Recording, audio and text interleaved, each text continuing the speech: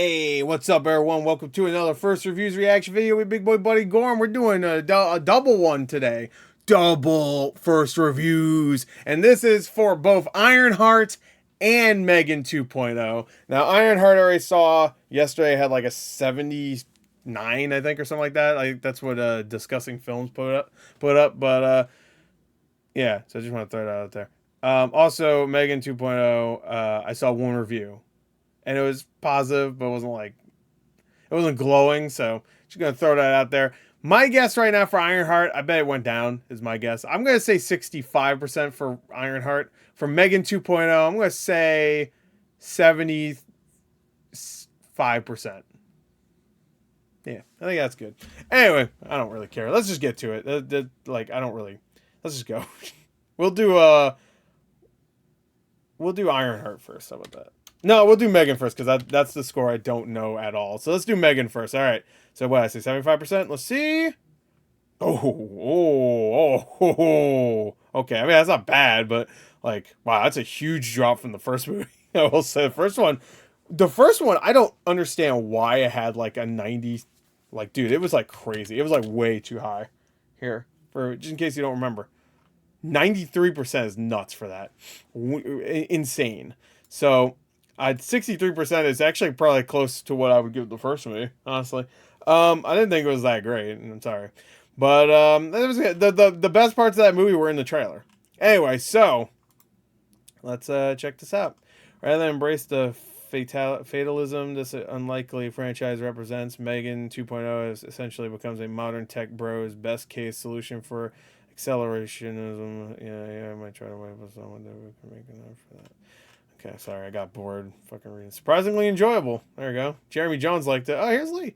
A genre swap might be just what this franchise needed, given the character 2.0 fully commits with great action and humor despite the clunkiness of the plot. I mean, this is like the new Happy Death Day, which it was another movie where it's like it was horror, but not really. I mean, if you're in the theater I was in, you would think it was the scariest movie of all time for Happy Death Day 1, because my theater, I'm not kidding when I say, was probably the stupidest theater. You think fucking the fuck was it? Minecraft was a stupid theater experience. You should have been in the theater for that with me. It was the dumbest shit. You think all those people were born like a day earlier? Yeah, god damn. Who would have thought an android could teach us something vital? Anything that was like slightly scary, that everybody would scream. It was so annoying. About being human also served dance moves and you could say that on Rotten Tomatoes. Well, if you could say it on Rotten Tomatoes, I guess I could say it here.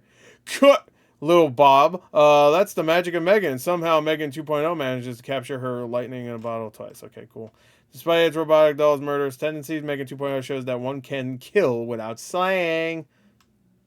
Dials down the horror in the camp, swapping them for convoluted action sci-fi spectacle. While there's fun to be had with M3GAN turning from a killer into a sassy killer quip machine, it proves a significant downgrade on the original. I don't think the original was that great. Something like Mission Impossible movie that's replaced Tom Cruise with RoboCop. What? Something like a Mission Impossible movie that's replaced Tom Cruise with RoboCop. Okay. Is that? I mean, it is positive. Okay. Whatever. I mean, that sounds cool, I guess. Now have M3GAN 2.0 among the more inevitable sequels in film history. Less predictable is that it is actually very good, fun, fuck. Where the first film was ahead of the curve, M3GAN 2.0 has been made in the thick of the AI explosion and is all too aware of it. The limitation of M3GAN 2.0 is that it's competent but cumbersome over elaboration of the M3GAN concept. Also, what are they going to do with the third movie if we even get a third one? Or they just call it M3GAN 3, like M3GAN 3? The fuck? If the first M3GAN was a don't create the Torment Nexus tale, its sequel is Torment Nexus Propaganda. Okay, yeah. I mean, the first movie, everybody like said like it had like a deeper message about like like AI and all that stuff, but like it was like very surface level. Like I don't know. Same thing with like Thunderbolts, where everyone said it's a movie about trauma and guilt. I'm like, yeah, it's there, but like I wouldn't say that it tells it any better than even some like lesser movies. Honestly, it's an adjustment that works better than you may expect, though maybe not as well as you'd hope. At least M3GAN herself is hilarious and off-putting.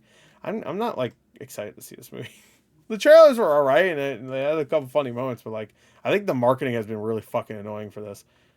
It's kind of beating me down to the point where I'm like, I don't care. Yeah, hold on to your vaginas. Yeah, I get it. It's not as smart or as sly as its predecessor, but it doesn't completely malfunction either. Rather than embrace the fatally, okay, I read that. The script and the story certainly have no upgrades, only downgrades that betray the messaging of the first film. The messaging of the first film was barely there. Let's stop acting like it's like some deep shit. All right, let's check out Ironheart now. I don't really care about the rest of reviews. All right, 3 points higher than I thought. Why couldn't it just been 1 point higher? Oh, look at all this review bombing. Damn. Dude, people kept talking about the review bombing of this. Like, oh, a bunch of racists did it. But no one was talking about how when people were posting pictures first, it showed that there was less than 50 reviews. So people were like, everybody's review bombing it. But it was just like, before the episode, the show even came out, which, by the way, I have a conspiracy that Rotten Tomatoes let that happen just so they could say like racist or review bombing it because they knew that was going to happen. That's my theory, because they don't almost ever let you do that. So I have a theory that that's probably what happened, is that they let review bombers come in to bomb the thing, even though you're not supposed to review it until the episode's actually out. But whatever. And also when there was the first pictures that came out showed that there was 50, like it was like 39% based on 50 reviews or less. So that means there was less than 50 reviews. And then, of course, now everybody discussing film, all these places were like posting up pictures where it's just this, where it doesn't show the how many reviews. But there were plenty of pictures of one that said like there was 50 or less reviews. Anyway, it's a 68%, so who gives a flying fuck? All right. Oh, yeah, that's right. I have to click on season 1. There you go. I'm probably not watching this. I just don't care. I didn't really like her character in the fucking in Black Panther 2. None of the trailers were good in my eyes, but whatever. And no, it's not because I'm racist. I saw Sinners. I thought it was great. So, so no. Fun and vibrant. Ironheart is a solid Marvel series that offers all the fantastic elements and unique point of view that audiences should embrace, not ignore, and welcome with open arms. No! I'll watch something else. I'll watch a good movie that has like, I'm sure, the same elements, quote unquote.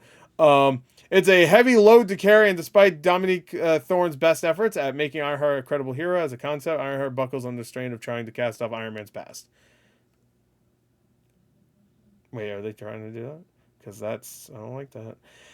Why is it like, I feel like a lot of Marvel things do that, where they're just like, we have to shit on the past hero to bolster the new one. Yeah. The series wants to be an examination on race, class, and opportunity of the haves and the have-nots in a society increasingly divided between the two, but it mostly just comes off as surface level. Everything Marvel related is surface level. Excuse to justify Riri's less than moral choices, of course. Even the most basic thrills of superhero media are in short supply in this endeavor that's more tedious and exhilarating. We still gave it a fucking fresh. What? That's definitely a negative review. Hold on. Let's see. Where's our girl? You know, she reviewed it. She needs to go to the red carpet, so she has to review it. Where the fuck is she? There's no way. Did she not review it? What? Where is she? Where is she? Give me. Not her. What the fuck? Are you kidding me? Did I miss her? Hold on. I always have like a bad feeling like I'll miss her sometimes because maybe they changed her profile picture or something. So I'm just looking better. Scanning for her. Nope, I don't see her. Maybe if I go to Top Critics, because you know Rotten Tomatoes website is fucking booty cheeks. So maybe for some reason nope, she didn't review it yet. Grace, what are you doing? I don't even want to read these anymore. Anyway, it's a heavy load to carry. I already read that. Serial wants to be an example. Yeah, I read that.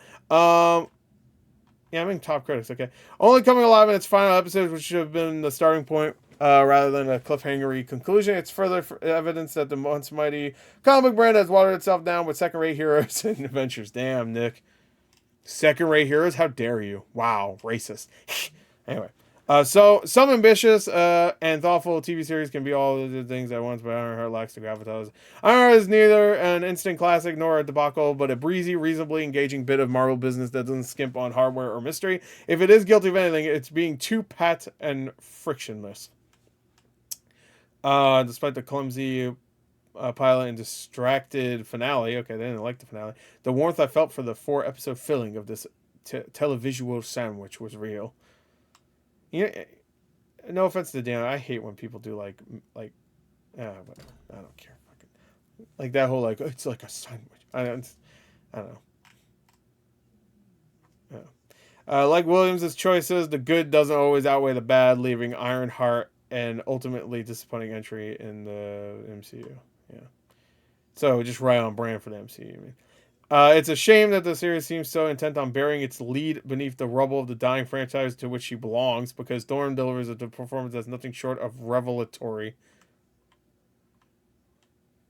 Okay. Hey, I haven't seen it, so I don't know. As written and as played by Thorne, Riri is so dour and so flat that Ironheart, God damn, all but grinds to a halt whenever a scene is primarily about the series' protagonist. It's a rare miss for the company that. What do you mean rare miss? Oh, from a company that's usually great at cat. Oh, damn. Oh, wow. These two do not agree. Yeah, she delivers a performance that's nothing short of revelatory, and then this one's just like she sucks. Damn. All right. I didn't know Mike Hale was racist. You can't criticize this stuff or you're fucking racist. Racist, evil man. Put on black. No, you're racist. Only coming alive in its final episode. I heard that shit. That's flaws, but doesn't. Wait. A show that has its flaws but doesn't deserve to be cast aside. There's plenty of great shows that get cast aside, and just because it's Marvel doesn't make it special. Yeah, I always hate that. Like, this doesn't deserve to be cast aside. Like, well, then you talk to Disney. Disney should have fucking did a better job marketing this. They didn't. That's their fault. Nobody else's. Marvel did a terrible job. Disney, Marvel, whatever, did a terrible job. Sorry.